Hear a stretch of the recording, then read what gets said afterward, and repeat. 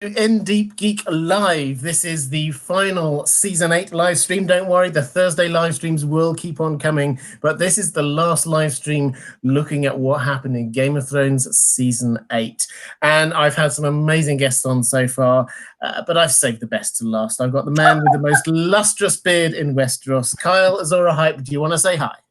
Hey everyone, how's it going? Actually, it's really funny because as Robert was pressing live, he took off his glasses. So let's get a glasses count live in chat for this live stream. See how many times Robert puts them on and off. But thank you for having me, Robert. We talked about this a couple weeks ago, and of course, both of our schedules have been crazy busy. But yeah, let's chat, man. Let's wrap it up. I'm here to have some fun. Let's do it.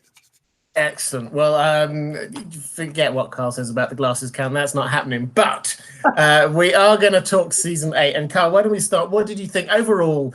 What was the thing that stood out for you? The best thing in Season 8? Episode 2 was amazing. I think that the strength of A Song of Ice and Fire and Game of Thrones is the connections that all these characters have.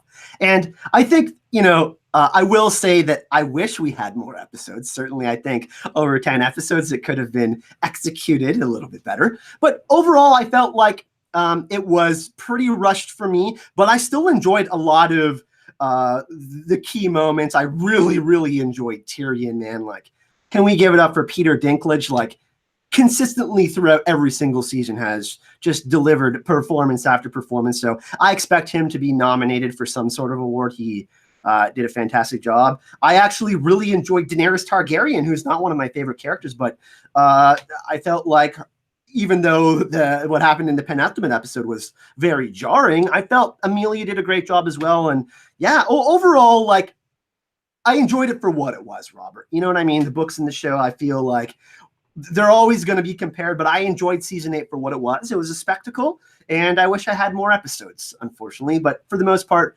I enjoyed a lot of the moments. Yeah, I think I would agree with you there. It was a visually spectacular season. I think that there were some standout moments. I would agree with you. Episode 2 was wonderful. The knighting of Brienne, just so many layers to what was going on there. And there were some fantastic moments. The shocking moments, I think, were quite controversial, but I think we'll look back on some of them and go, wow, they were executed really well. So I think overall, yes, it was rushed. Yes, some of the beats of it felt a little bit wrong. Some of the character arcs didn't quite work out. But I think for me, the bottom line was I did still enjoy it. And that's what it is. Maybe it's because I grew up with some really, really rubbish fantasy TV shows, but this was, I think, pretty impressive. I just wanted, before we actually get into the detail of this, a couple of quick shout outs. I see Gemma, Secrets of the Citadel, is in the chat. It is Gemma's birthday, everyone. So if you'd like to wish her a very happy birthday, now is the time to do that. And secondly, Maura Lee, thank you so much for your very generous super chat before we started, saying for Robert and for Kyle, just a show of love, appreciation, and support for all you both do. Love both of your channels. Yet, Maura, I say it particularly when Kyle's here, because I know that you're a wonderful supporter of both of our channels, but we really appreciate the support you give us both, and we're looking forward to when we get to Con of Thrones and we're going to have a meal out together, and we shall toast you together. So thank you so much. But Kyle, why don't you take us through that moment in episode 2, then the knighting of Brienne? What was it that really kind of struck you about that? What were the layers that really worked for you there?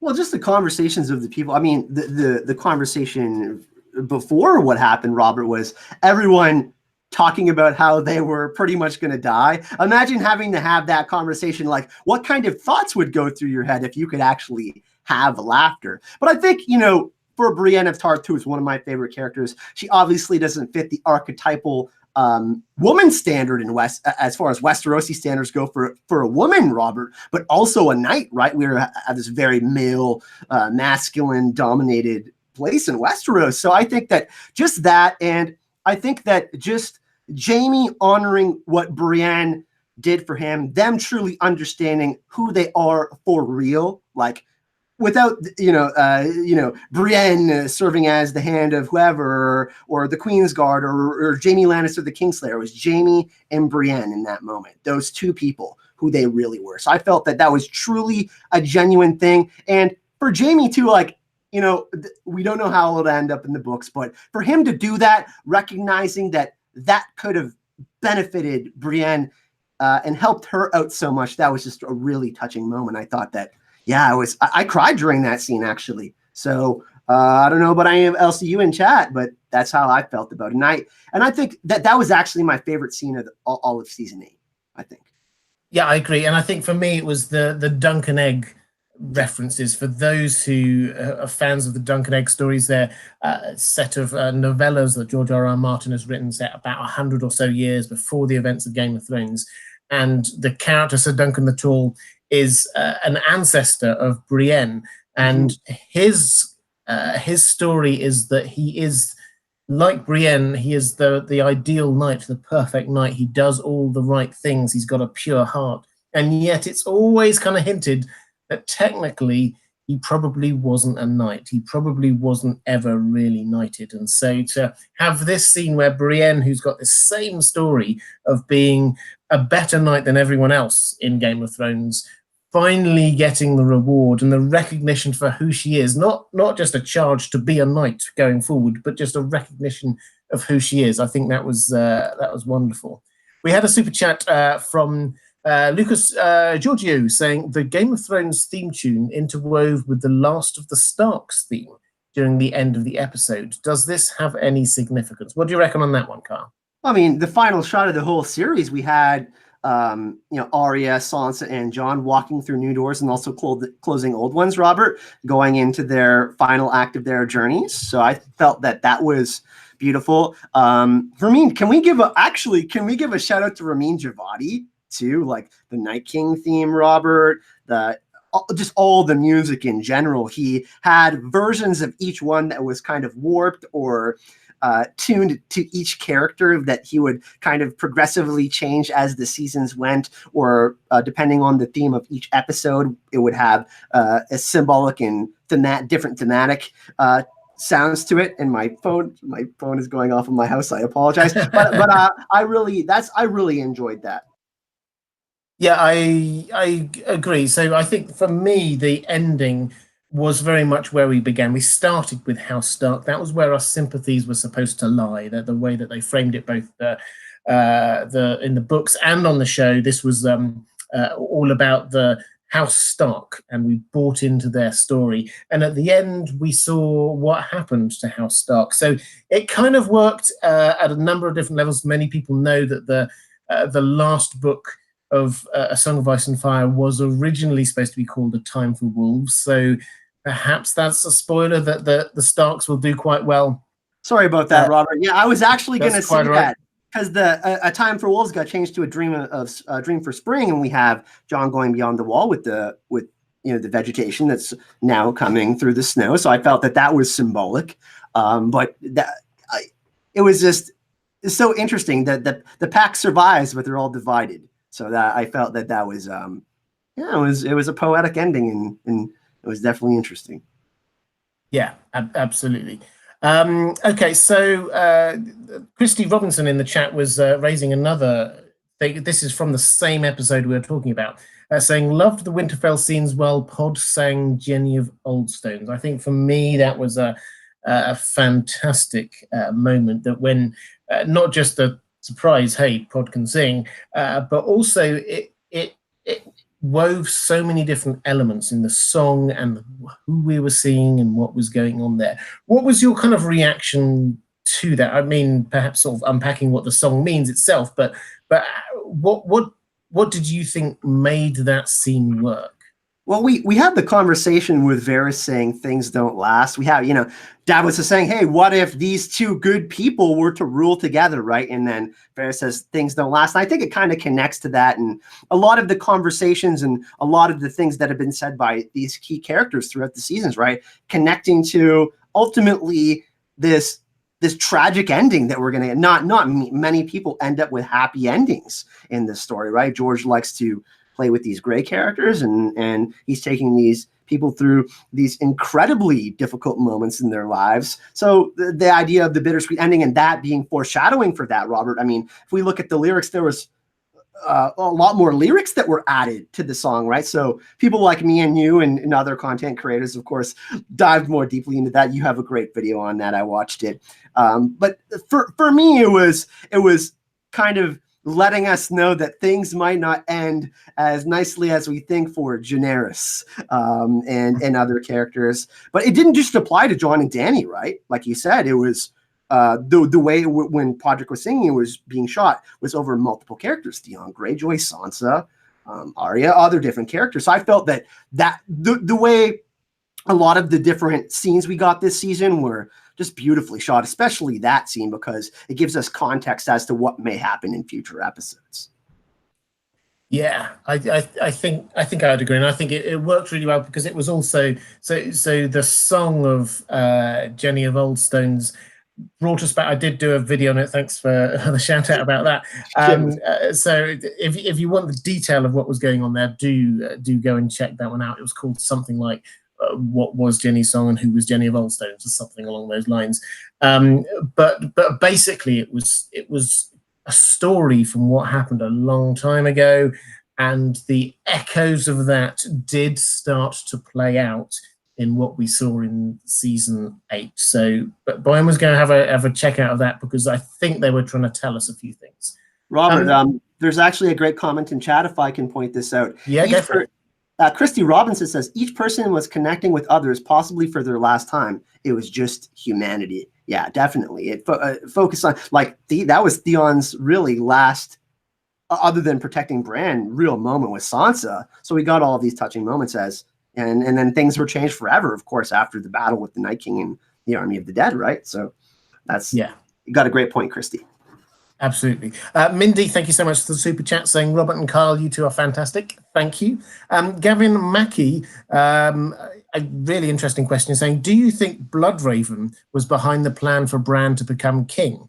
Will he be an extension of Bloodraven's style of rule through spying on everyone? Now, my last video about how Bran became king basically argued that this isn't Bran anymore. Bran's told us this lots. He's not Bran anymore. He is the Three-Eyed Raven. And the Three-Eyed Raven has got Bran there, has got Bloodraven there, but also has got every other Three-Eyed Raven there. It is a collective rather than just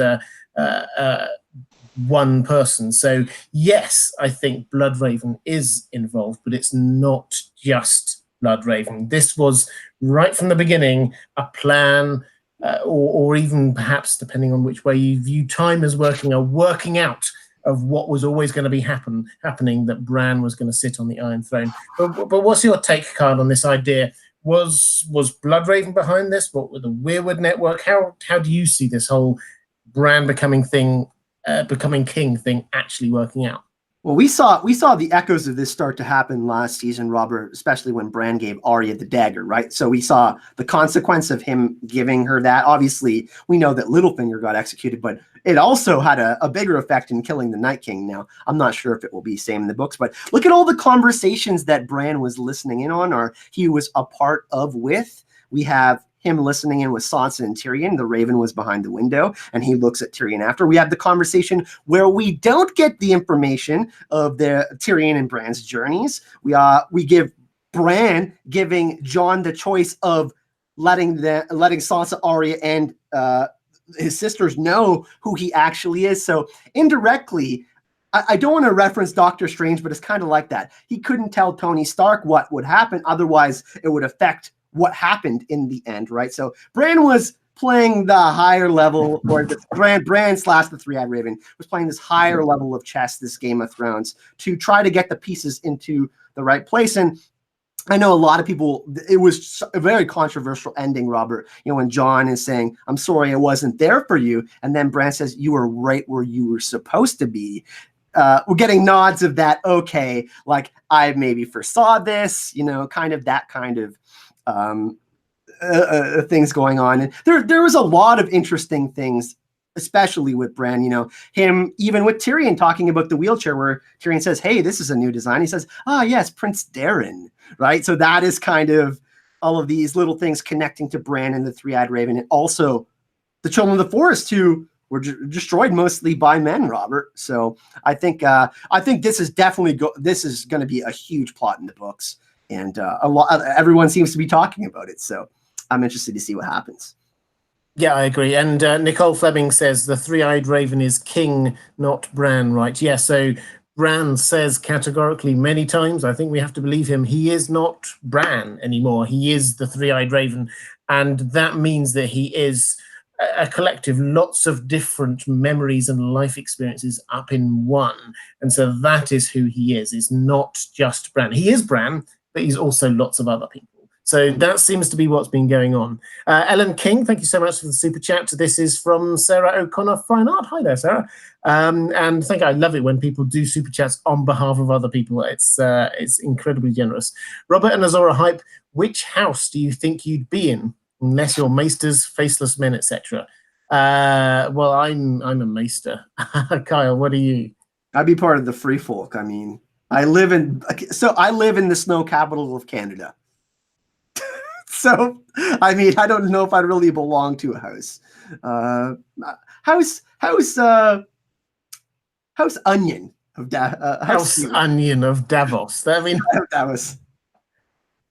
I come from modest means. Well, that's fair enough, and you've risen to great heights, like Davos Seaworth himself. Richard Hoppy says, hi, Robert. I love your chat. By the way, my last name is pronounced Hop-E. Apologies, I mispronounce your name every week, and I apologize in advance if I do it next week again. I will try my best to remember, but thank you so much. Halim Aulia says, two of the best YouTubers. Thank you.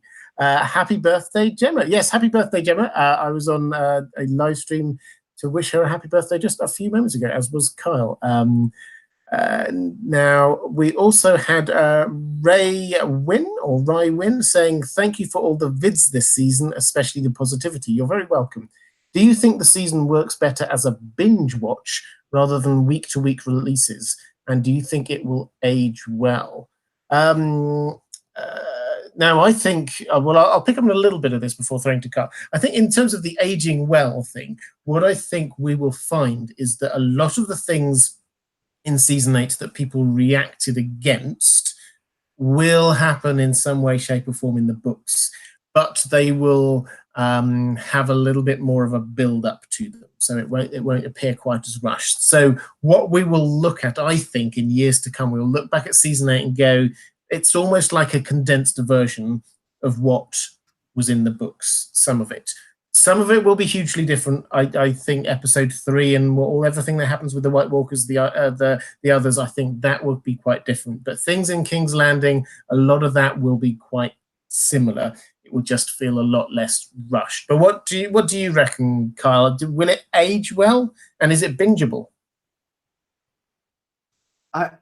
I think we have to look at it as one big movie, right? That's I mean, we got 4 80-minute episodes, Robert. So that's kind of how I look at it, as one big movie. And you know, we were obviously highly critical of each episode because we knew there was only a certain amount left. But I think that what you're saying is correct. Is context, right? When George writes things, there might be subtleties, like, for example, something that in connection with Bran and the Three-Eyed Raven that may not have been visually explained, right? So we're watching this happen visually, but through words and reading a book, there's all sorts of context. So I think you're correct in that. Will it age? I mean, I don't know if I'm the best person to ask that. I still enjoyed season 8, even though I had my issues with it. But I think that looking back, Robert, I think you're correct. When it's all over, hopefully we get the book soon, by the way. I think we will look at, like, you know, Dany's burning King's Landing. Yes, it was rushed, but I think the similar beats will happen. Yeah, and George R. R. Martin has said as much. He said the beats of the story will be the same, or the main beats of the story will be the same. And he has given us a few. My next video always spoiling my next video, but my next video will be how will it be different in the books? Yeah. And he's given away a few little hints, or Dan and Dave have given away a few little hints.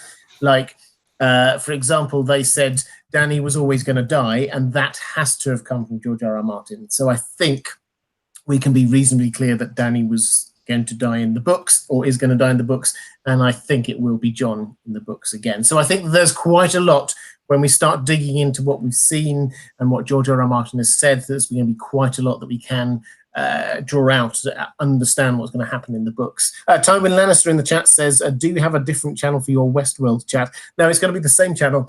So the way that this works, and this gives me a quick opportunity to say what happens next with this channel, is that after season 8, so after this, I'm going to be carrying on with videos about A Song of Ice and Fire. I've got my video series, I know some of you were following, which was Robert's Rebellion and the Tower of Joy. I've got a video on that nearly ready to go out, which is looking at what happened at the Tower of Joy and why did they fight. So I've got that one's going to be coming out.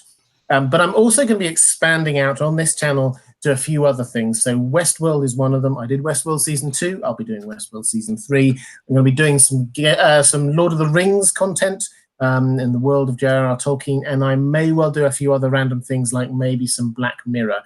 Season 5 of Black Mirror is coming out next month, only in a couple of weeks, so that's something to look forward to. We had a couple of other super chats just very quickly.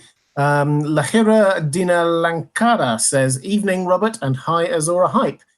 Missed you in the goodbye live stream. I think that might have been the happy birthday live stream. Many happy returns of the day, Gemma.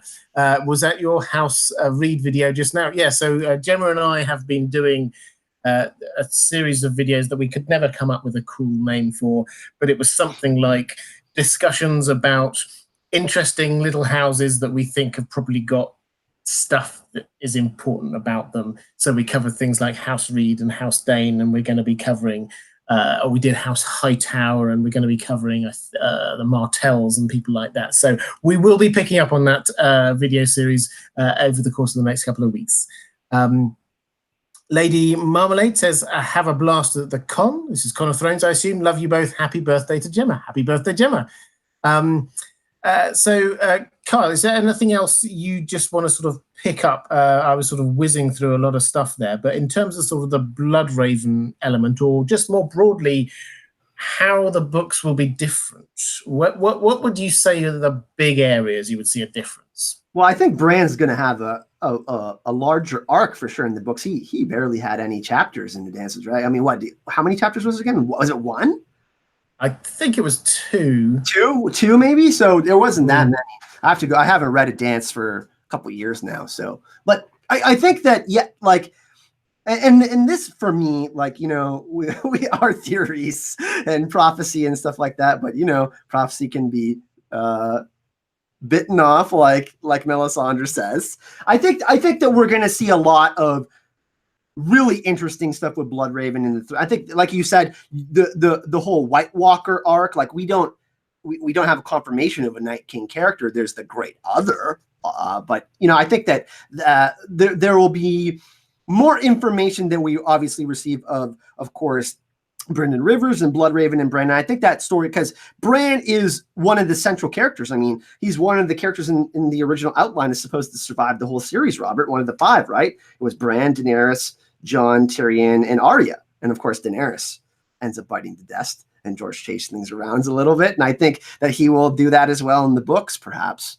So I'm really excited to see, because will it be with more nefarious intentions is my question, right? Like, is this kind of like payback for what happened to the Children of the Forest? Like this scouring of King's Landing, the scouring of the Shire, Robert? Will there be context for that? You know what I mean? We kind of discussed that a little bit. Like, is King's Landing a sacrifice essentially? So those kinds of things happening. Like true intentions. Is he truly neutral? Right? All of those things will be laid out from George. Yeah, I think I agree. So we're going to see a lot more, and this leads into a question from Kylo Kev saying, what could have been Tyrion's motivation for not telling Dany about the secret entrance to the Red Keep he informs Jaime of. Love the channel, thank you. So in the books, I think we're going to see a whole lot more about where Tyrion's mind is at, because we don't just see him sort of gazing moodily at stuff. We actually get inside his mind with the point of view chapters. So I think we'll understand a whole lot more about what's going on with Tyrion, and in particular is what he thinks about Dany, because in the books we're going to get most of his chapters from now on will be about him in some way in relation with Dany, and we're going to understand what's going on in his mind there. But just picking up on that point from Kylo Kev, what do you reckon, Carl, about Tyrion's motivation for not telling Dany about the secret entrance? Man, so I did a video on this a couple weeks ago, and I'm like, because at the end we have Tyrion making his speech, right? But in the books we have the Aegon plot line, right?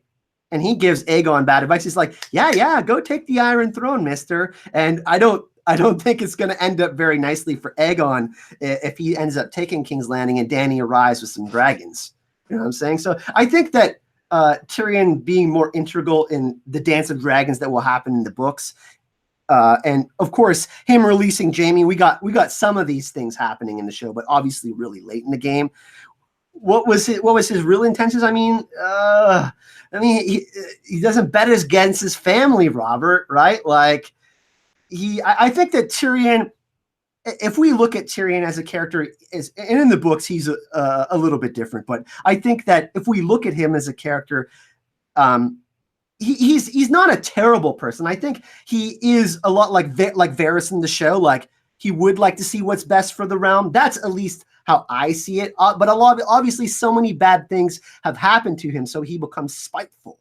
So it's really interesting for me. I just think that eventually he will turn on Dany in the books as well, if that's what you're asking. Yeah, I think so. And I think that so Tyrion in the books is a lot darker of a character. Yeah. They've softened him up a lot for the show.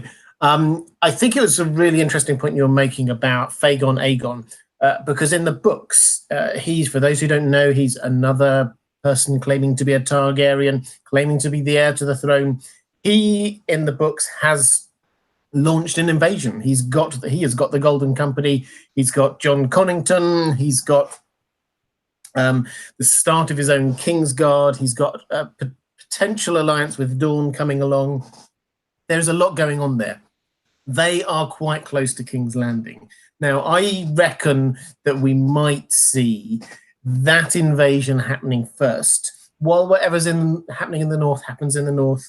But that invasion of King's Landing happening first, then Dany's invasion coming along. And so actually what we've seen in the second half of season 8 with this, like, things happening in King's Landing might well be a sort of a sort of two different bits of time squeezed together. They do this quite a lot, taking two different storylines and just squashing them together.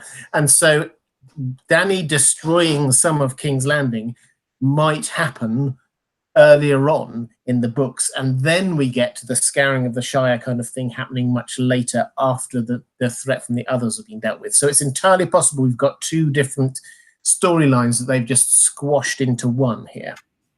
I think it's really interesting that they added. I was actually surprised, like, when Tyrion and Varys are having the conversation about treason, I'm like, damn, like, they're actually taking part of the Aegon plotline and putting it right in front, like, just in a different way because of Jon's lineage, right? Because they cut Aegon out of the show. I keep on saying Aegon over and over is really weird, but yeah, that's how it was for me, Robert. And that's how I saw it, because, you know, and we have the conversation between Tyrion and Varys on the boat, right? And where how many people know this information, and obviously Varys is tied to Illyrio and whatever is going on with the Golden Company in the books as well. So very, very, very, very constrained together. Not as much time to do that. We don't have the character, and they kind of just mashed it together in a few episodes.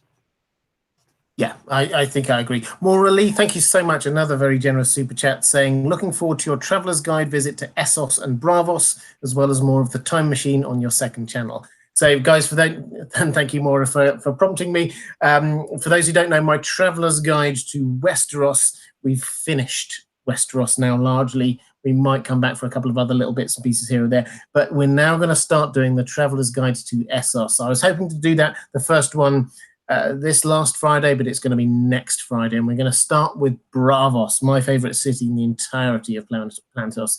So we're going to do the Traveler's Guide to Braavos starting on Friday. And my second channel is called The Well Told Tale. It's basically me, it's my audio narration channel. And I'm reading through what I consider to be the finest science fiction and fantasy stories ever written, the absolute classics of the genre. Things like The Call of Cthulhu and, as Morris says, The Time Machine, which is what we're halfway through at the moment by H.G. Wells, which is just like the start of all the time travel stories we have in science fiction. This was the original. So if you're at all interested in that, there's a link down in the description. I'm sure one of the mods will put a link in the live chat as well. So let's go. G. Joe, thank you so much, says, to me, when Bran says, "Why do you think I came all this way?" he doesn't mean from Winterfell to King's Landing, but from being pushed by Jaime to being at this final meeting. What do you reckon? What do you reckon, Kyle? I think there's multiple layers to it, really, Robert. It's left to interpretation, is it not? I mean, yeah, absolutely. And I think that George will do some of this in the books as well. People, we're not going to get paid off on absolutely everything. Right, so I think yes, question mark. But I think I'm kind of in agreement with you, Robert. I think it applies not only to that, but also Bran coming and Bloodraven coming from beyond the wall after the wall got broken down by Viserion and the Night King and all of that. So I think it has multiple meanings, and we often see in threes. So perhaps it means three things. But yeah, yes, question mark for me. Well, I mean, okay. I mean, I'll try you with a different question in just a moment. I think I would go with a similar-ish question. It definitely does mean all this way from Winterfell to King's Landing. But I think if you watch my video about Bran, I think this definitely is the journey of Bran, which started with them choosing him, the Weirwood Network, the Three-Eyed Raven, choosing Bran. And they didn't just choose any random person. They chose a person to be the Three-Eyed Raven who could be in a position to be king. Because let's face it, there were very few people left after all of those battles who could theoretically be king. He was Ned Stark's oldest remaining son. Nobody's going to vote for Edmure Tully. Nobody was going to vote for Robin Arryn. So, you know, there's a limited amount of people who could have been king at the end of it. And they chose somebody who could have been king and then went from there. Go, Carl. Yeah, so the way I saw this too is like the way we're looking at, like, I mean, look at what's happening in this conversation.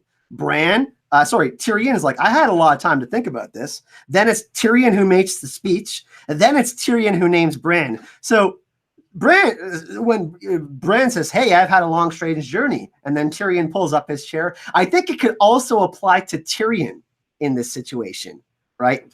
Because look at Tyrion's journey too. So I think that, and we got to remember that Bran's like, yeah, Tyrion, you're gonna clean up this mess, basically. Right, so Tyrion is a big part of that too. So while it does represent Bran's journey, I think it also represents Tyrion's journey, to me, anyways. Yeah, I don't know. I don't know if that makes sense to everyone, but it does to me. I think it's a fair perspective. I think that also it's worth looking at Bran every time Bran spoke or intervened in season 8. I think was for a reason. He didn't just chat to people. He intervened for reasons, and half the time it was to set up what was going to happen with the Night King and the battle against the Army of the Dead, and half the time it was to set up what happened down in King's Landing. So that telling Tyrion his story meant that Tyrion, when he's trying to think about who's got a good story, he immediately thought of Bran. Yep. He was telling Sam that he had to go and tell Jon who he was. That wasn't so that anything special happened in the battle against the Night King. That was so that Jon would then go down this path of he's going to tell Daenerys, and then he's going to tell Sansa, and Sansa would tell Tyrion, and so on. So that was like pushing a domino at the beginning of it. Even saving Jaime, because he did save Jaime by not Yep. saying that he pushed him out of a window. Jaime would have been dead if Bran had said he pushed him out of a window, but he didn't. And the reason why he saved Jaime was not because he was going to be a great fighter in the battle against the army of the dead, because he did his bit, but he didn't do anything special. It was because he needed to get down south so that Tyrion could rescue him. That Tyrion rescuing or freeing Jaime meant that Tyrion went to prison, and that gave him the time to do the thinking. So it all actually adds up. All of the crucial the plot line that takes it from Bran being up north to Bran being asked, "Do you want to be king?"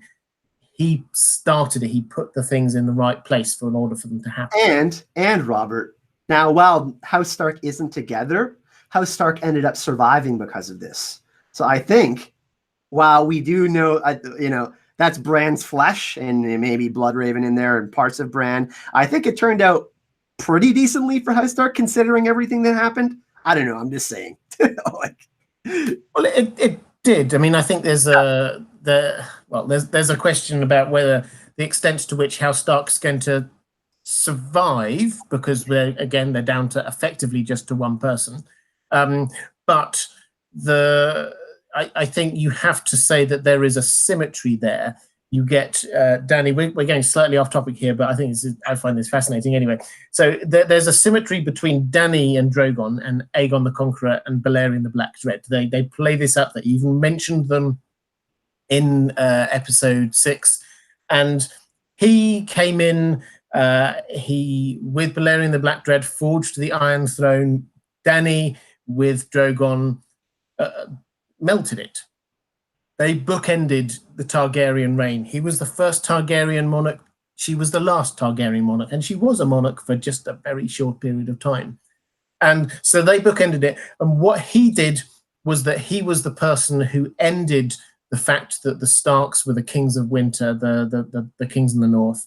And with the end of Daenerys, that's when the Starks once more gained their independence and the north gained their independence. So it's providing some kind of symmetry to the story as well. Once the Targaryens had gone, the Starks could reclaim their place as kings in the north, queens in the north. Also, Bran's direwolf is named what? Summer, and Bran ends up in the south. Pretty interesting. Jon is a ghost in the north. Sansa, Nymeria leaves on her own, okay, or she has her own pack.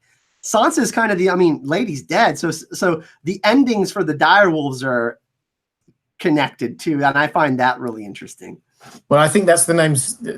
For me, it's the names that rather than the endings of the direwolves. Yeah. So Sansa ends up being the lady. Yeah. Arya, her direwolf was Nymeria, who set off sailing west from her homeland to try and find another homeland. Ghost Jon died and came back from the dead. So I think that's where. And Summer, for me, the biggest thing there is that Bran was the person who actually ended the war against the army of the dead. Yes, Arya might have physically killed the Night King, but that was an accident as far as she was concerned. She didn't know how to kill the Night King. Nobody told her how to kill the Night King. She just stabbed him, and it happened to be that she did the exact right thing to uncreate him. And Bran had set that up in front of the Weirwood tree with the Valyrian steel blade in the heart, in the exact same place that he'd previously been stabbed by the dragonglass blade. So it was Bran who created the end of the long night and the bringing forward of summer. So that's why I think Bran's direwolf was called Summer. Ashley McKeown, thank you so much. I didn't see a question attached to your super chat. I'm sure my moderators will pick it out and let me know if there was one. Patricia Trindale says, what do you think was the symbolism of the feather in Lyanna's hand in the crypts? They showed us this feather several times. What do you reckon to that one, Carl? The lie. Also truth. That was a huge theme through. Look at Jon and Daenerys' conversation and what is said in Jenny's song, right? Daenerys asked Jon to not tell anyone about his heritage. And right, we had this, Ned Stark took this secret to the great, like this massive secret, right? Like to just protect Jon from Robert, right? And this huge war happened and information was not necessarily understood exactly how it was, because there's secrecy in all of this stuff. So I think that that's what it represents. It represents lies, but also the truth, for me anyway, symbolically. Yeah, it's also a little bit of something they didn't really emphasize on the show, but is quite symbolic in the books, is this blue winter rose, which is what Rhaegar gave to Lyanna. This crown of blue winter roses he gave to her at the tourney at Harrenhal. And they didn't really do the tourney at Harrenhal on the show, so the symbolism of the blue winter rose would probably have been lost.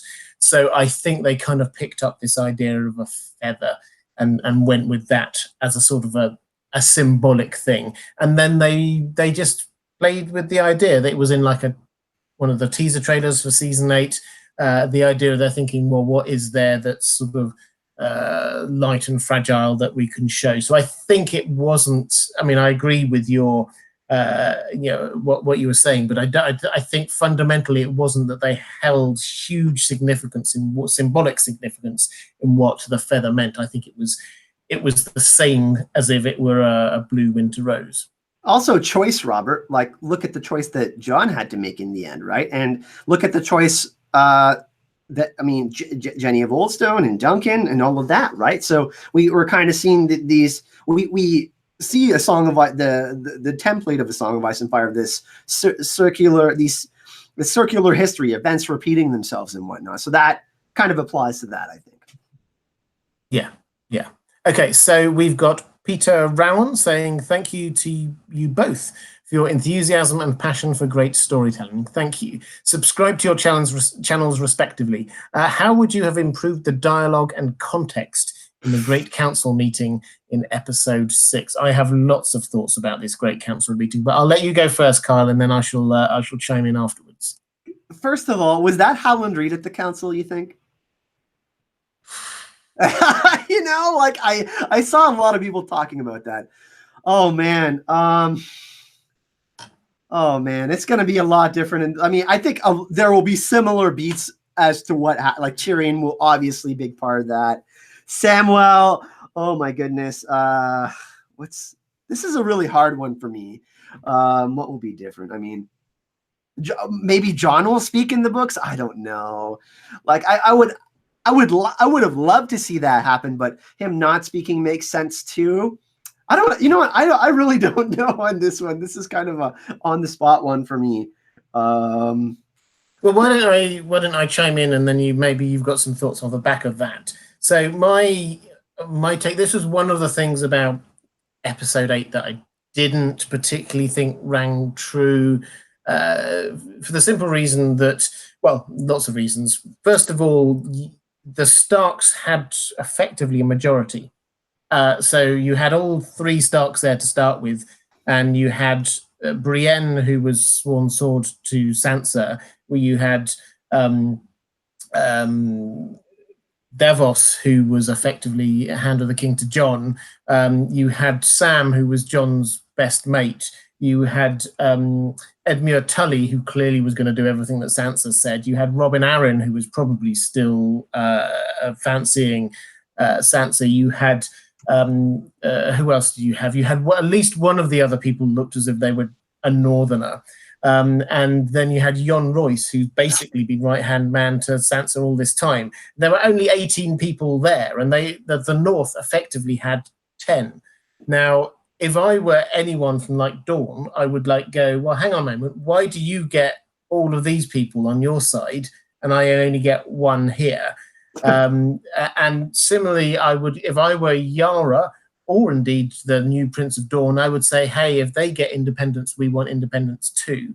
It just seemed very easy, if that makes sense to me. And I think I understood why on a TV show they couldn't spend hours and hours showing all the huge amounts of debate there, but it felt a little bit simple. And why on earth was Brienne there at all, and why did she get a vote? It was just like it didn't quite make sense to me. But Kyle, did you have any thoughts off the back of that? Well, I think for the getting to the ending, they had to frame it in a way where it was focused on Tyrion and Bran right? Because Tyrion had to make the speech, and then Bran had to pick him as hand of the king. And then where does power lie? Power lies where men think it lies. A very large man can cast a very large shadow. It all relates to, you know, what the riddle that Varys was talking about, I think. And obviously the theme of power is one that is explored very deeply in A Song of Ice and Fire and Game of Thrones, Robert. And that was, I mean, what do people do with their choices in power? Ultimately, that's kind of what we see at the end. I mean, Tyrion has this speech to, and other people are there to create this Magna Carta or democratic state or this republic, whatever.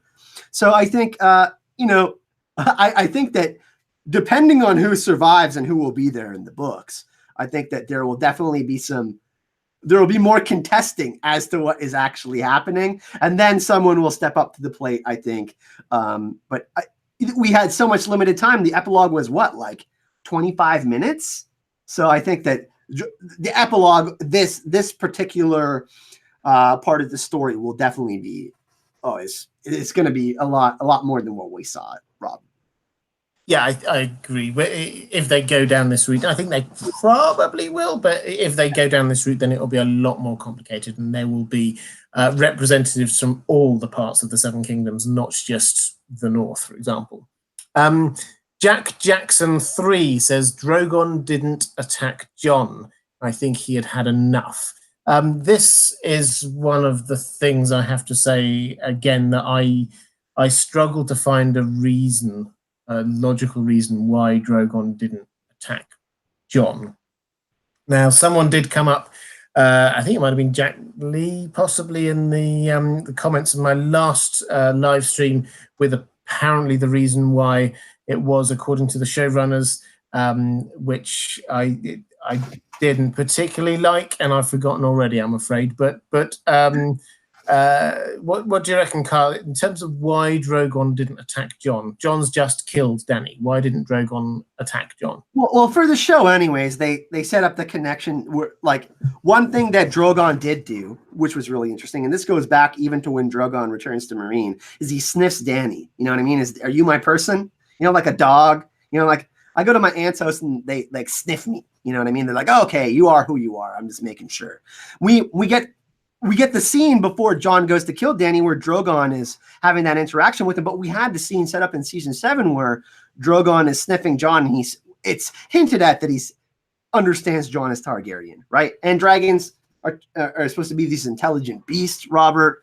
I'm kind of in the same boat as you, though. It's like, okay, is this pointy thing, is that what killed my mom? Like, that's kind of where they went with it, I think. As best as I can understand it, or like, oh, swords in my mom, swords in the chair. But I think that what they tried to show us, and I don't know if this will happen in the books, Robert, is that Drogon felt that perhaps the Iron Throne was the reason that Daenerys died. That's pretty much as far as I can go with the show version of it. I mean, I think that's fair enough. I mean, a lot of people in the chat are pointing out that Drogon sniffed Jon.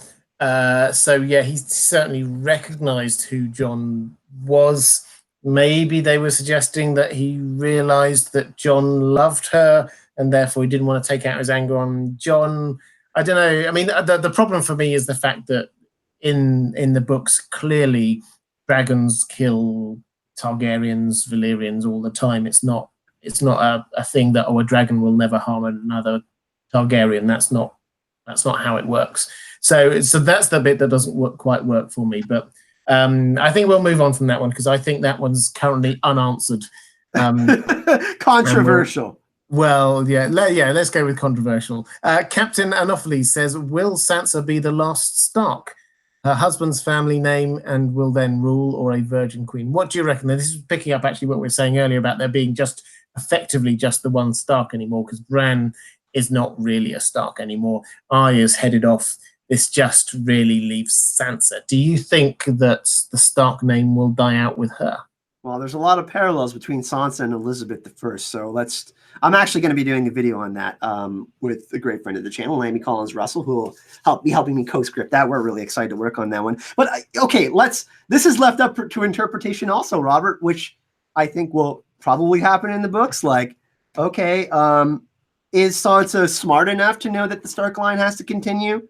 Like, does she care about that? And I think ultimately we saw, I don't know if this is reaching, but I think towards the end we saw how much Sansa cared about House Stark and continuing that. And part of the reason she wanted sovereignty for the North, right? Which is why she spoke up to Bran. She's like, yeah, you can't use your members, so I'm gonna go up north. So I think that Sansa is intelligent and she understands how important it is to continue the Stark line.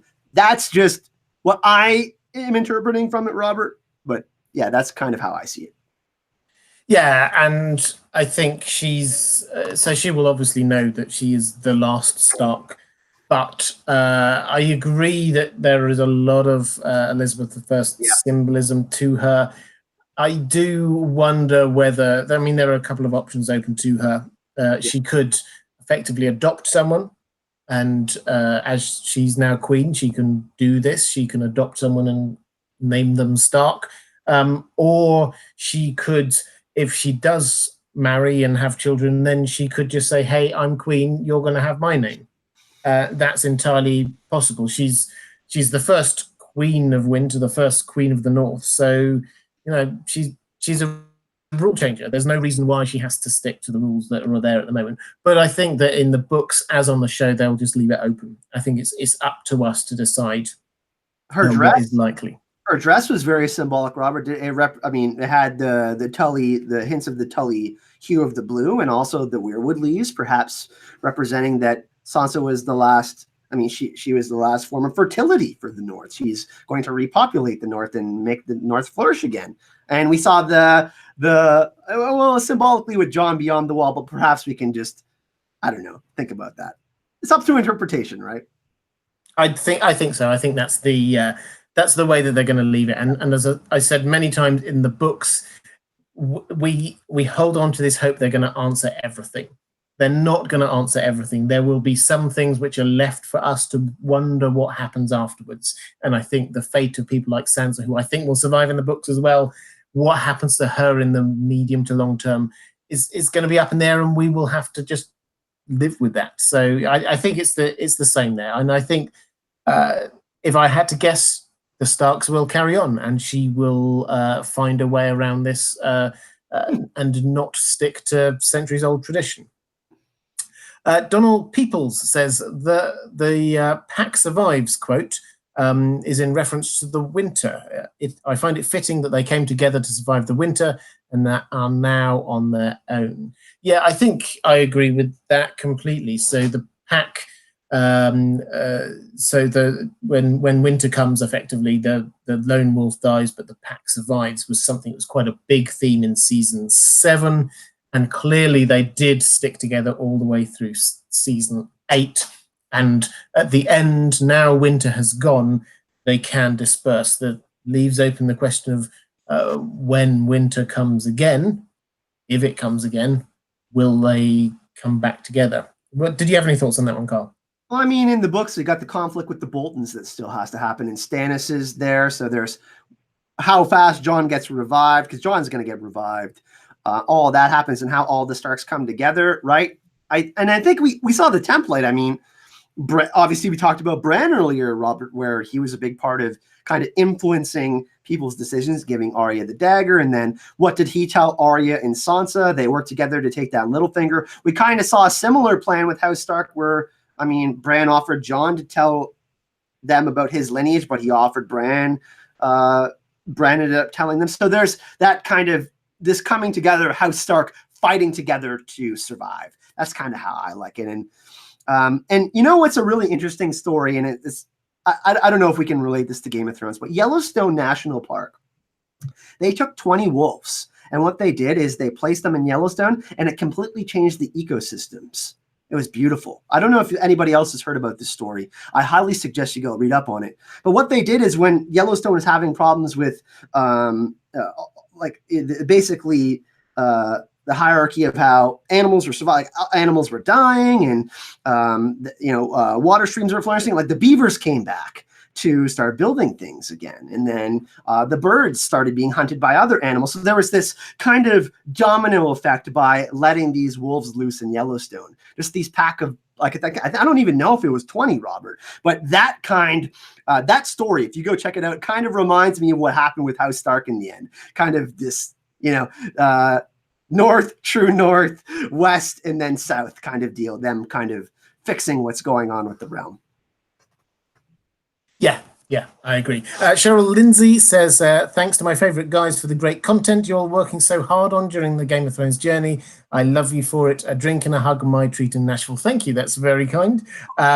This is the thing that I'm really looking forward to actually in Nashville Con of Thrones, is meeting everybody who their names and faces that I just see online, and just the chance to meet people. So when we get closer to Con of Thrones, I know most people won't be there, but if you are there, I will let you know where I'm going to be so that we can meet up and I can actually put a few proper faces to names. I'm really looking forward to that. Robert, sorry to cut in. I hate. I just wanted to let everyone know. We'll be recording. I will be recording panels. I've offered Robert. I have my camera with me to hopefully help him out too. I know a lot of people can't attend, and we did this the past couple years with Con of Thrones, but we will be.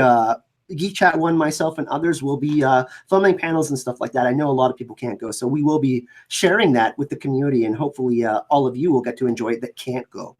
Sorry, Robert. I just want to tell that to everyone. So people that are bummed out about missing out, we're going to try our very best to share everything with all of you from Con of Thrones. Absolutely, and certainly, and thanks, Carl. I mean, so my plan is certainly for all of the panels that I'm on a few different panels. I'm going to try and make sure that I can get hold of the video or audio, whatever's happening there, and I'll get it out. Priority, as always, to my patrons, and then to as many people as possible after that. Talking of which, patrons, thank you. I always say this every single time. I cannot do this. I cannot do what I do without the support of my patrons. It allows me the time to dedicate to making the videos that I do, and I really, really appreciate it. That's why I produce extra content for my patrons. That's why I prioritize them in terms of my normal Thursday live streams, which are carrying on all through the year as they always do. That's when I prioritize questions from my patrons. If you are at all interested in supporting the channel, or if you'd like access to some of those extra benefits, there's a few more, like having a little input into future videos and things like that, please do go and check out my Patreon page. There's a link down in the description, and hopefully the mods will put one into the live chat as well. Tony3483 says, do you think Jon will still have a normal lifespan after being resurrected, or will he be wandering the north with his ghost for a very long time? I think this is a difference between the show lore and the book lore. In the books, it seems that he will probably be resurrected as some sort of a fire wight. It will be a bit complicated. I suspect he'll probably walk into ghost first and then be brought back and all the rest of it. But in the book, in the show, they've not really dealt with any of that business, so it seems that it was just a normal resurrection. So I guess he will just live a normal life. But what do you reckon, Kyle? Do you reckon he's going to have extra long life or something? A lot of people talk about him becoming the next Cold Hands. There's that going on. I mean, Jon, his story is particularly interesting because he's ice and fire. So this whole white business, Robert, I hate the term fire white. I just can't. It's not my term. It's George R. R. Martin's term. I know. But yeah, so that's kind of how I feel about it. I think we're going to see a very similar ending for Jon. I think him amongst the free folk and living a normal life, finding some level of peace. I think that's where George is headed with whatever that is for Jon. Yeah, I think, and it's you were talking. I can't remember, it was here on the previous stream I was on with you. You were talking about doing a comparison of Arya and Frodo. I think there's a very strong comparison. I've said it many times before, between Jon and Frodo, and so him going symbolically north is the same that Frodo was symbolically heading off west. He's done his bit. He's weary of the world. He's now going off to a new place. The old world is no longer for him. You know what I really loved about the last the very, very last shot of the last scene of Game of Thrones is we see the free folk and we see the children wildlings running through, but it's like the children of the forest, kind of, if we look at that shot, they're going through the forest. And look at what we got. The White Walkers were killing people, right? And we kind of have this contrast. And I like that symbolically. I don't know if anyone else feels that way about it, but that's kind of how I felt like it, like them going through the north, they were like children of the forest. I don't know, symbolically what I felt. Yeah, I think that works. I think they were going with symbolically mirroring the first scene of the show. They used the same kind of direction as well. The gate rising up and so revealing them, and then heading out north of the wall, and then the moving through the forest. They were trying to show, I think, that first scene was when we first saw the threat from the others. That was what led to this entire nation being displaced. This is them now able to return in freedom to their home. And so that was, I found that actually quite hopeful and quite moving scene. Actually, I really liked that. I wasn't sure whether I would like it, but I think they handled that bit really well. I love the fact that Jon looks back and he's like, I'm not going back. You know what I mean? And Tormund was, man, can we talk quickly? Christopher Hibbs, he has a lot of comedy, but I love, he had so many touching moments in the final season. Like, you have the true north in you, Jon. Like, I can't do good accents when I have the beard. But I really, really loved where they, like, Jon and Tormund's friendship. I loved that. So, yeah, I felt the same way as you, Robert. I actually really enjoyed the ending, that specific scene. Yeah, excellent. I love it when we're in agreement on stuff. Michael Doring says, why does the North get a vote at all if they are independent? I think I would have to rewatch the scene to be doubly sure, but I think the way that it worked was that they had the vote, and then after they had the vote and decided that Bran was the king, then Sansa turns around and says, hey, I want us to be independent. You're in charge. You decide this. And then he kind of nods. I think that's the way around. So it was their last act as part of the Seven Kingdoms was to elect a king who granted them freedom. Do you remember the scene? Was it that way around? So basically, and then Sansa's like, well, no offense, brother. Right? So I think in that moment, Bran was like, yeah, this is good for House Stark. Right? Like, sorry, Bran. I keep on the Bran three-eyed raven, the three-eyed raven, whatever. So I think that in that moment, I think Bran also foresaw some of this happening too, or calculated that this was a possibility at least. So I think, he was okay with it. So, yeah. I don't think he cares too much, to be honest. He was just kind of like, yeah, fine. Leathery Wings says, what are Bran's powers exactly? Does he still walk into others still? How much of the future can he see or control? Will he live 1,000 years like Bloodraven? Kyle, take it away. Tell us about Bran. Well, so what story time? I went to see George. Story time. I went to go see George R. R. Martin in Redwood City. It was last August. And he spoke about Bran and how he was the most difficult character to write as a POV because A, he's young and you're dealing with magic. So with those two things in tow, what George said when he was talking about Bran as a POV is why he's so difficult to write is because you can't screw up magic in the story, because if you do, you end up risking your whole story with these kind of deus ex machinas, right? So that's why he has set clear limitations on almost everything in A Song of Ice and Fire, Robert, right? So I think that to answer your question, I have no friggin' idea. But I think he might live a little longer, maybe. I don't know. I can't really say. That's a hard one for me to answer. But taking that in context, I think that the whole magical side of it, I think he will live a normal life if he doesn't end up in the Weirwood Throne in the books. So we'll see. Yeah, I think will he live 1,000 years like Bloodraven? That was one of those lines that I wasn't quite sure about on the show, because Bloodraven, he wasn't. He was like 120 or something like that. So 1,000 years was not how old he was. That's a more kind of like bit of hyperbole going on there. In terms of how much of the future can he see, we don't know. What we do know is that with all of what he sees, that he has to actively go and try and find it. So this is why, as an example, with who are Jon's parents, he didn't know to look to see who Jon's parents were until Sam came up and said, "Oh, by the way, I've just discovered this." And then Bran went back and had a look and spotted the wedding and all the rest of it. So as a complete aside on this, when there was this whole business about we haven't got a Master of Whisperers, and everyone said, well, you've got Bran, who do you need? Actually, that's slightly, to my mind, slightly missing the point of Bran's powers here, because the Master of Whisperers sends out people to try and discover information. Bran only discovers information about things that he actively goes off and finds out about. So they're slightly different things. The way that it would work well was if you got somebody who's got a network of spies and says, "Oh, we've just heard rumor that Drogon is now in Bravos," and then Bran could go off and have a look and see what's going on. That's the way that it would work well. Bran does not know things until he's prompted to go and look for them.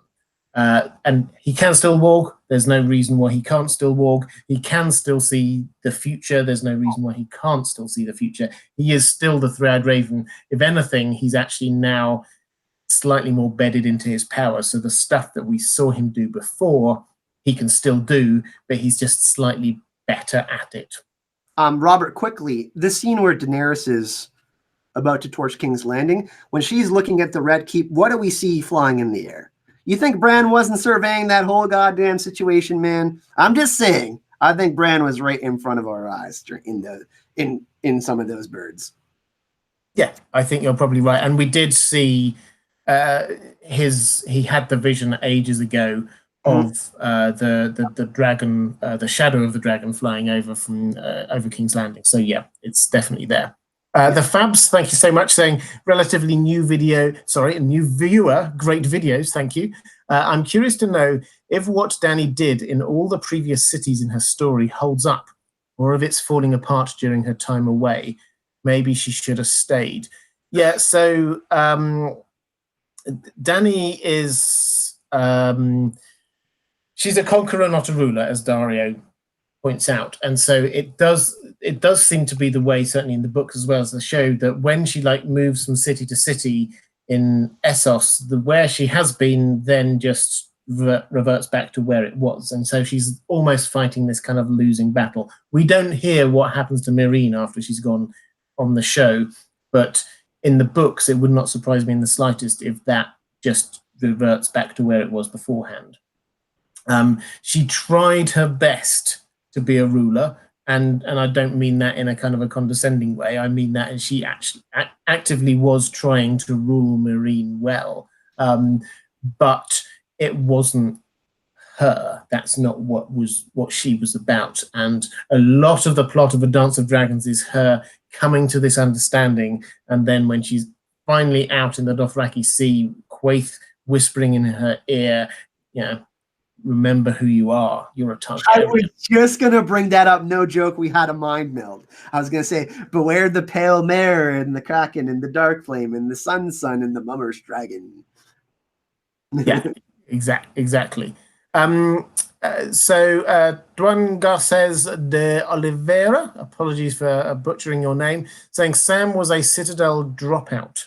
How could he be a Grand Maester so soon? Wasn't he sworn to the Night's Watch? Mustn't a Maester also adhere to celibacy? He broke 2 vows. What do you reckon about Sam then? Sam and Jon getting off from the Night's Watch, right? They're and Sam becoming Grand Maester in the end. I think Sam will end up in a similar position in the end. We see, obviously, he's at the Citadel in the books and in that plot line, and looks like the Faceless Men are there too. So that's really interesting to see what going down with that. But I think he'll end up in a similar position, though. I don't think he's going to be beheaded or anything. You know what I mean? I just the Night's Watch in the end are probably going to be gone, similarly to what we saw in the ending with. There was only wildlings there, right at the end. And a couple. Was there 5 Night's Watchmen or something, Robert? I think there was a handful of them left over. Yeah. So I think, yeah. What was the question again? Sorry. It was basically how could he be Grand Maester so soon? Wasn't he sworn to the Night's Watch, and must not Maester also be celibate? So there's a little bit of precedent. I mean, Oberyn got the links in his chain pretty fast, right? So I don't know if that's kind of because Samuel's interacting with Sorella and all them and whatnot. So I don't know if there's any precedent for that, Robert. But will he become Grand Maester? I think he will be in a position of power in the end. He'll be one of the cripples, bastards, and broken things that help with the rebuilding of Westeros or whatever's left of it. Yeah, I mean, my take on this is that we have to say this is everything starting again. So they're complete. They've got a new king. They're starting afresh how the whole empire works. They've got rid of the idea of the Targaryen, male preference, primogeniture in the rule for the ruler.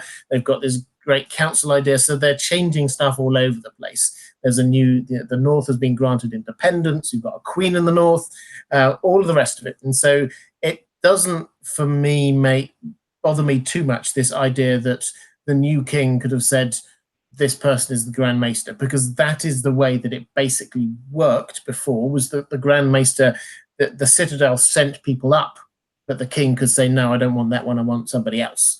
So it makes sense to me that he could have been made a Grand Maester. Was he sworn to the Night's Watch? Yeah, I think those vows are now probably largely defunct. The celibacy thing, yeah, absolutely. So I think he's breaking with every tradition there is, and good on him. I don't think those were good traditions. You said breaking traditions, breaking the wheel. That was actually the theme song that was playing during Tyrion's speech, by the way, interestingly enough, by Ramin Djawadi. So I found that, yeah, I'm on the same page as you, Rob. I mean, like these traditions, like the idea that old things need to die for new ones to start anew, this dream of spring, right? That kind of sentiment. With the hero's journey, especially, I mean, since we have so many POV characters, it goes birth, life, death, and rebirth. So we have to have the death of something to have something renewed, right? And we have this, Azor Ahype prophecy and all of these other things that are kind of go along with this theme, Robert. So I think that what you're speaking of is kind of falls in line with that. Yeah, and agreed to Weirwood saying Sam is breaking only one vow. The Night's Watch vow was father, no children. I mean, yeah, potentially. I think that we're playing with semantics here. I think the main point, however, is that they are breaking tradition. They are just saying, okay, this is what's happening now, and the new powers that be are in charge. Maura Lee, thank you so much. Saying Robert and Carl, I won't be able to attend Con of Thrones this year. Drinks on me. Thank you, Maura. We definitely will. Very happily toast you. Thank you, Maura. You're very generous. I love Robert's like, yeah, we definitely will. We will. I mean, I've got my glass of wine for after we finish, so I shall toast you afterwards as well. Kevin Warner says, just want to say technically Bran could have children. I don't know why they did that in the show. Could he continue the Stark line with Mira, perhaps? A kid would be a possible Greenseer. Where are you on this one, Kyle? Do you reckon that he will have children? No. Or could have children? No, I don't think so. I don't think George is going with that either. I think the whole Sansa plot line, what we saw happen with her, I'm not exactly sure what's going to happen with Aerie the Heir and all that in the Vale and Littlefinger, but I think Littlefinger could do something pretty bad. He's a creep. So let's just throw that out there. So I think I don't know if something similar, like some similar event will happen to Sansa in the books, but I think that she's gonna, yeah, I think we'll see a similar ending to what happened with Sansa. I think she will be the only option, is what I'm trying to say. Yeah, and with Bran, yeah, there's no reason we haven't been told that he can't have children, but that seemed to be where they went on the show. I think it probably works best for the kingdom if he doesn't, because they've set up this new system that he's not going to, the children of the king aren't going to inherit, and it makes a lot more sense if he doesn't have children. So it kind of works out for that one. I don't think that we, if we try to cast our mind forward, we'll obviously never know, but if we cast our mind forward, to be honest, getting married and having kids doesn't seem to be top of the Three-Eyed Raven's to-do list at the moment. What's really interesting too, symbolically, Robert, is the Targaryen, this hereditary monarchy that we had in, this dynasty. We have the dragon pit, which is destroyed, and they're saying at this spot in this place, we will elect someone will be chosen, because we've had the succession problems, right, in Westeros for quite some time. So I think that symbolically was interesting. Yeah. B1 Mary, thank you so much. Would love to hear your favorite quotes from the show.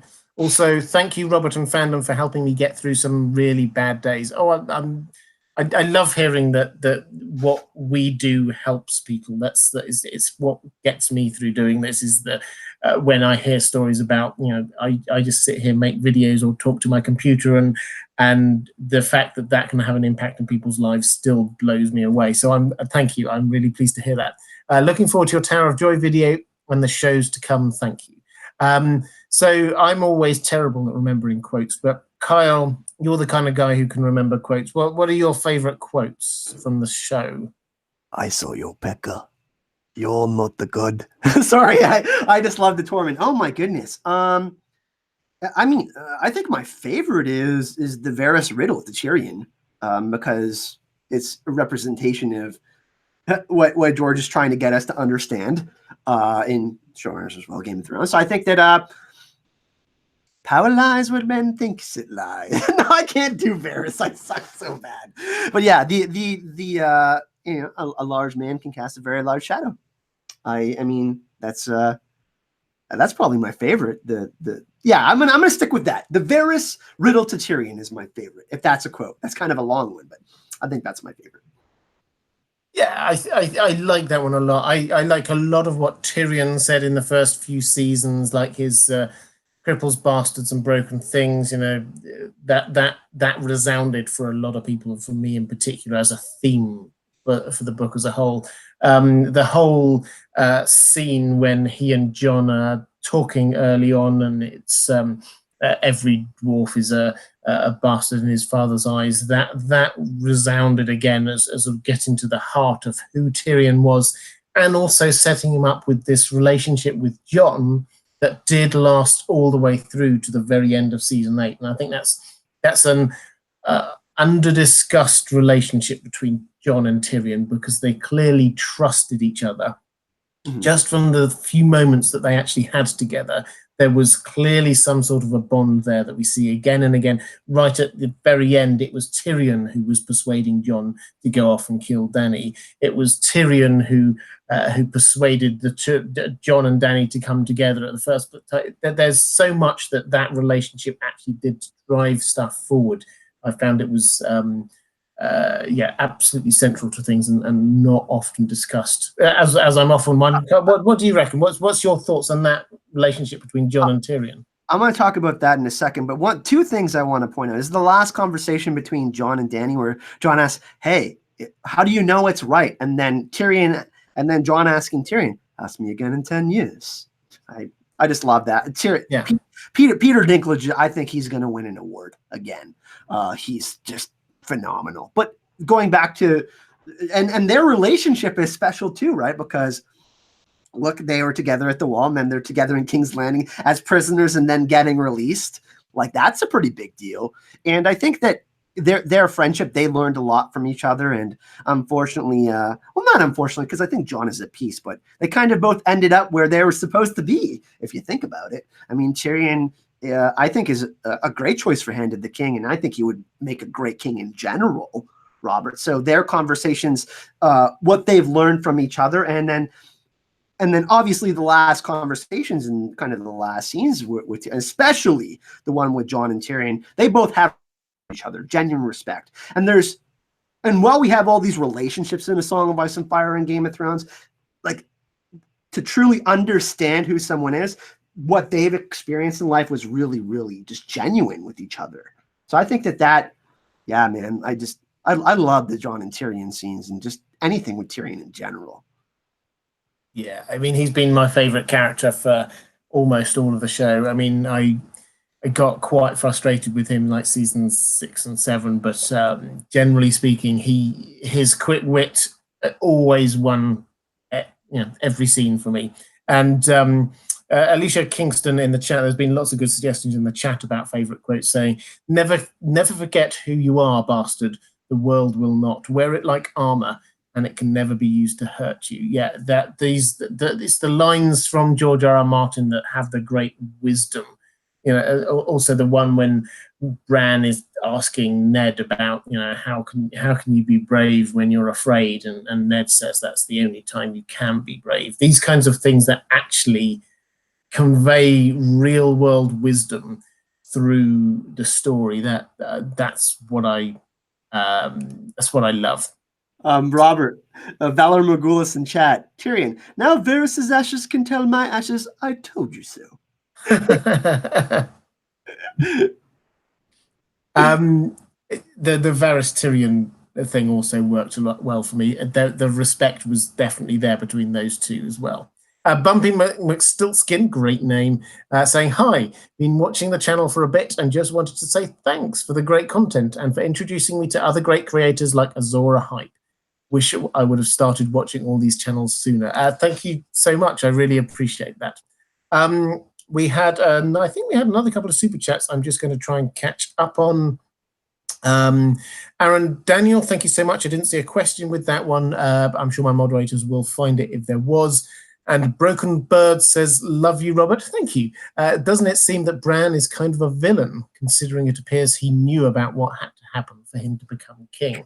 Yeah, I'd love your thoughts on this one, Kyle. I think I phrased it in my video that basically it's quite a dark turn when you realize that Bran knew all the things that had to happen and he kind of facilitated it. So do you think that we can count him as a villain? I think what we're going to see in the books and what George is going to do is we're going to see the Starks toe the line of what is a villain to have to survive in the end. And that's kind of what Jon murdered Daenerys. Like, murder is not a regicide, dude. That was considered the worst of all crimes, right, Robert? Especially in those times.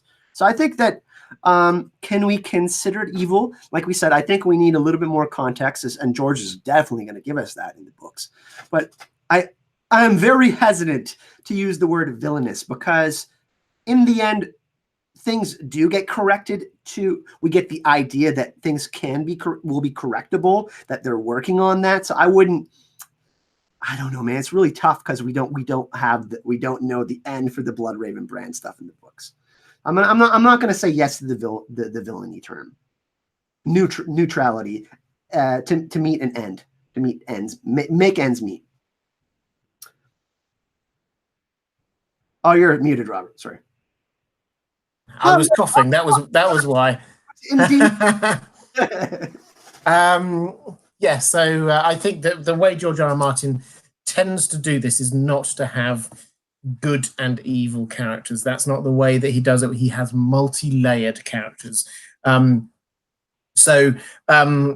think that calling him evil is probably wrong. He's very Bloodraven-y, is one thing I would say. Bloodraven was all about, for the defense of the realm, doing what is necessary, even if that means things that others might not like all that much. So yeah, I would count it as quite Bloodraven-y, and I would count it as quite realpolitik and dark. Whether it counts as evil, well, yes, I think you could, in isolation, definitely seeing that something's going to cause thousands of deaths and doing nothing about it, that's an evil deed. Does that make him an evil character if he can see further into the future and know that that saves tens of thousands of lives? That's the kind of question I think George R.R. Martin is wanting us to be asking. I don't think he's spoon-feeding us the answer. I think he's wanting to get us to think about these questions and also think about what they might apply, or how they might apply in the real world. We had a couple of questions in the chat I spotted as they've been going by, Kyle.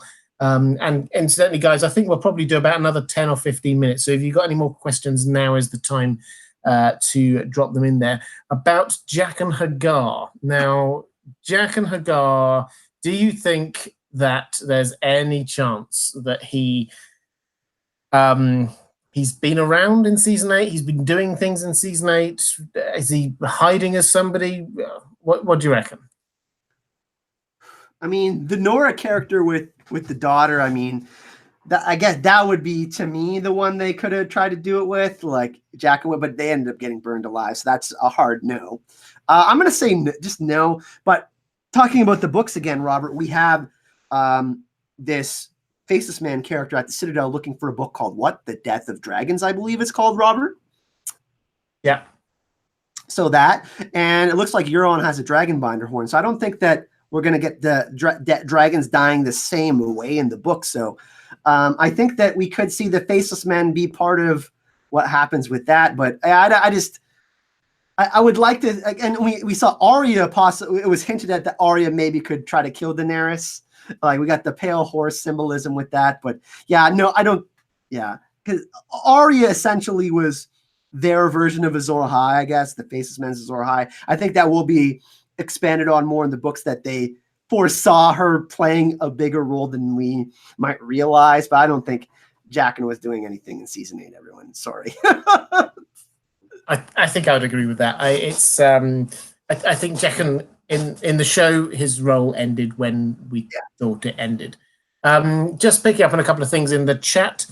James Brahaney saying the system of rule they end up with is similar to that of King John of England with a council of advisors. I think for me, so for those who don't know, King John was, as well as being the bad king in Robin Hood, he was also the king who there was, pretty sure he was the one with the Magna Carta in 1215. So this was when they the barons started to pull back on the divine right of kings to do whatever they wanted. I think that the greater analogy to what was we saw was the way that the Holy Roman Emperor was elected. And there were these kind of prince electors who were the kings or princes of a variety of different city-states and places around Europe, and they decided who the Holy Roman Emperor would be, and it wasn't necessarily the child of the previous one. So I think that is the closer analogy, whereas in England, they never got rid of this idea that the firstborn son of a king would become the next king. Yeah. Well, they say they never get rid of it. They still have it to this day. And so in terms of that, really is the only big difference that they've made. It wasn't as huge as they're trying to make out. But I mean, Kyle, I know that you think about these kind of real world things. What's your take on the system that they ended up with? Well, it's the idea of divine right kind of versus a republic, Robert, right? Like the idea of what's right. So I think, I mean, this is another thing that's left for interpretation that I'm sure George is going to leave more open for us as well. So I think that's really what it comes down to is, and what we saw in the finale, Robert, is like and the idea of divine right, right? Like this hereditary monarchy that with this wheel being broken. And Tyrion even says it to Grey Worm, this is the wheel your queen wanted to be broken, right? So I think that's symbolically what they're trying to make us, or what is trying to be understood.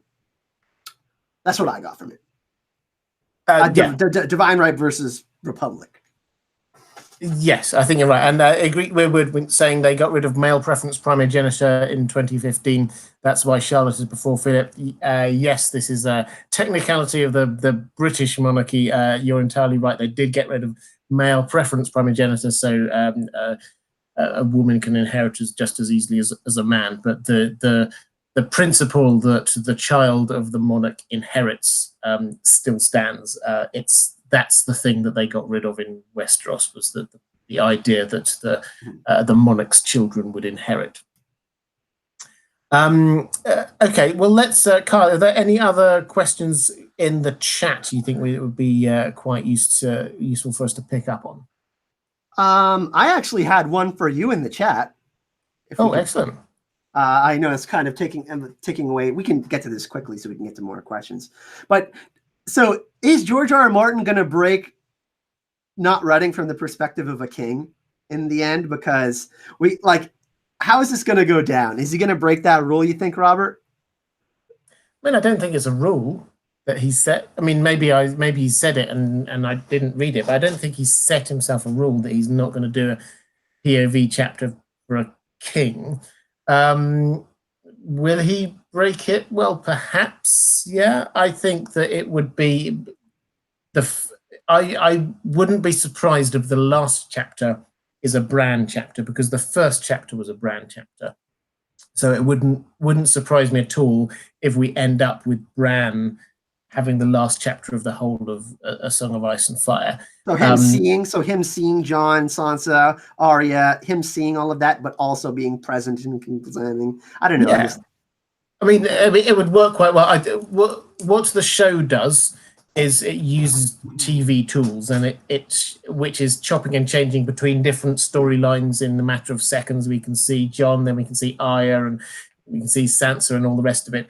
That's not going to be the way that the books end, because they do a chapter at a time, just in one POV. So you have to say, where is the best place for this to end? The best place for it to end might be with Bran, which is where it all started, and with him being able to see what is happening out in the world. That, for me, it would be a ridiculously hard chapter to write, but if anyone's up to it, George R. R. Martin is. So yeah, I just had that thought. You answered that perfectly. So ends with Bran. I mean, that's my working assumption, I have to say. Okay, guys, we're going to go for about another 5 minutes, but Kyle, as we're here, why don't, for the people who don't know you, where can people find you on the internet, and what are you up to?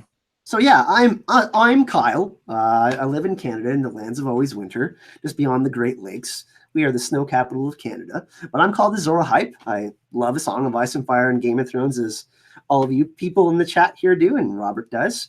Got to connect with so many awesome people going to previous Con of Thrones and other cities to connect with just amazing people. But yeah, I create content on my channel as well. I created quite a few videos during Game of Thrones season 8, and before that I do collaborations. I've teamed up with Robert and Gemma from I almost called Gemma from In Deep Citadel. My God. Gemma, whose birthday is today, Citadel Secrets, Secrets of the Citadel, and In Deep Geek. A Geek Chat 1. I keep on saying In Deep Geek, man. But anyways, so yeah, I do A Song of Ice and Fire and Game of Thrones videos. You can find me at Azor Ahype on YouTube, Twitter, Facebook. Like I said, all my social medias. And I'm kind of going to be doing some different things too, Robert. I'm going to be doing kind of like book versus show stuff. Will this happen in the books? Hero's journey videos, like looking at the whole arc of the character through the show and stuff. But I'm going to be covering some other shows too, looking at The Witcher in the fall, The Mandalorian. I'm going to cover Westworld next year again, Vikings and Marvel. So I'm kind of spreading my wings too. I want to challenge myself and see if I can do what I did with Game of Thrones. But Game of Thrones is such a unique and A Song of Ice and Fire, such a unique and amazing story. So I'm just really, really thankful to be part of this community and just still loving it. Lots of videos are coming. I'm just like, I'm even more excited now that the show's over to look at everything and kind of rewind it a little bit and look at everything from the perspective of having most of the knowledge of the show. Yeah, and guys, if you don't know Kyle, I only get people on here if I personally recommend them. Kyle is one of the finest people in not just the Game of Thrones community, but in the YouTuber community. I compliment on him on his beard, but it's just my loving way of saying how much I appreciate his not just the videos that he produces, but his presence here in the community. It's a wonderful thing, and it's Kyle's fault. I always say this: it's Kyle's fault. I do live streams. He was the person who persuaded me to do live streams in the first place. So thanks, Kyle. We are old now, man. Jeez. Well, it's been going a while. Kitty Cat, thank you so much for your super chat. Didn't see a question attached to that one, but thank you so much. Looks like a retracted super chat. Can't see that one, but thank you anyway. Okay, guys, I think we're probably going to round it off there. Just as I always do, if you're watching this later, and you're interested in more videos about Game of Thrones Season 8, this is my last live stream, but I will be doing some carrying on with my Thursday live streams as usual. But if you're interested in some more content about Game of Thrones Season 8, then somewhere up here will be appearing a link to that. If you're interested in becoming a patron, then please check out a link which is going to appear up here somewhere. Okay, guys, thank you so much. I'm going to see you again on Thursday. Thank you, Kyle. Thank you, chat. I've really enjoyed this. Take care, everyone.